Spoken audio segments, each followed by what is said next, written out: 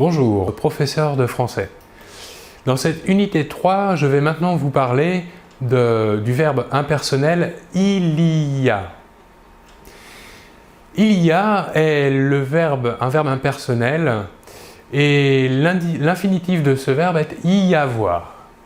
Et sa forme négative est « il n'y a pas ». Il y a accompagne en règle générale un substantif. Nous allons voir deux exemples. Un exemple à la forme affirmative et un exemple à la forme négative. À la forme affirmative, nous aurons l'exemple suivant. Il y a un chien dans le jardin.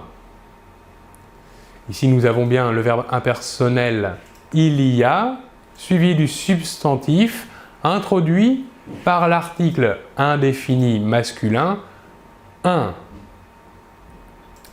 Voyons maintenant la forme négative.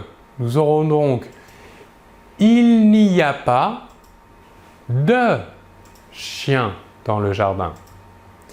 Ici, nous voyons bien que il y a à la forme négative se transforme en il n'y a pas avec la première partie de la négation ne qui ici se transforme en n apostrophe car y est considéré comme une voyelle et la deuxième partie de la négation pas qui lui est placée après le verbe.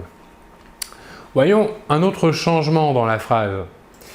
L'article indéfini à la forme, dans une phrase à la forme négative se transforme en de. Donc, l'exemple de la forme affirmative « il y a un chien dans le jardin » va se transformer dans « il n'y a pas de chien dans le jardin ». Voilà pour cette explication sur le verbe impersonnel « il y a » et sa forme négative « il n'y a pas ».